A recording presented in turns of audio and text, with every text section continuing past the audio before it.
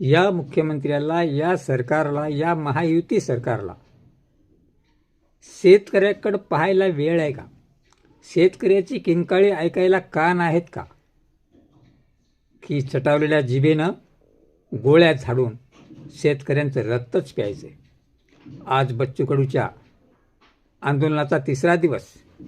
शेतकऱ्यांना सरसगट 7/12 कोरा व्हावा, कर्जमाफी मिळावी, मेंढपाळांना मदत मिळावी, दिव्यांगांना 6,000चं मानधन मिळावं, मच्छीमारांना तातडीची मदत मिळावी, शेतमजुरांना निधी मिळावा, अशा असंख्य म्हणजे 20 मागण्यांसाठी बच्चू कडूंनी जो आंदोलन पुकारले त्याचा आज तिसरा दिवस.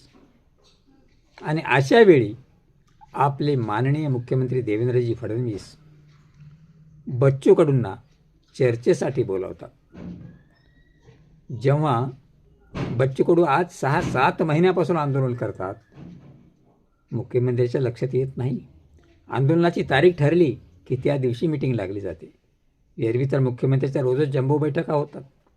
त्यांना मुंबईसाठी निधी, कारण नगरपालिका डोके तोंडावर आहे म्हणून 64,000 कोटी भेटतात.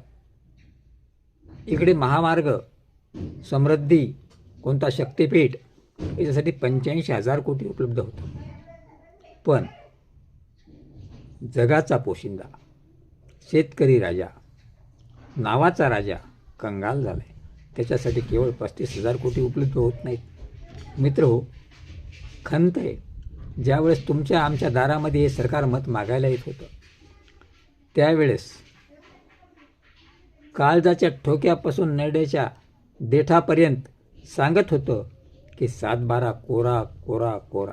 जर आम्ही सत्तेवर आलो तर निश्चित शेतकऱ्यांचं सरसकट कर्ज माफ करू. आणि आज हेच सरकार म्हणते की योग्य वेळी करू. आता या वर्षीचा दुष्काळ हा 100 वर्षातला सर्वात भयान दुष्काळ आहे. आज एकरी 1-2 कट्टे सोयाबीन झालेलं नाही आहे. कापसाची पुरी वात लागलेली आहे. केळी नाचतायत, त्याला व्यापारी 2 रुपये किलोने घ्यायला तयार नाही आहे. संत्र्याचे तेच हाल आहेत. ऊसाची तीच पद्धत आहे. कांदा नासून गेलेला आहे. अशा वेळी जर शेतकऱ्याला कर्जमाफी सरकार करणार नसेल तर बच्चू कडूंनी केलेल्या आंदोलनाला आणखी सपोर्ट करण्याची गरज आहे. तेव्हा हे सरकार जाग्यावर येईल. आता म्हणे समृद्धीच्या महामार्गाच्या आरंभ बिंदूपाशी पोलीस तैनात केलेत.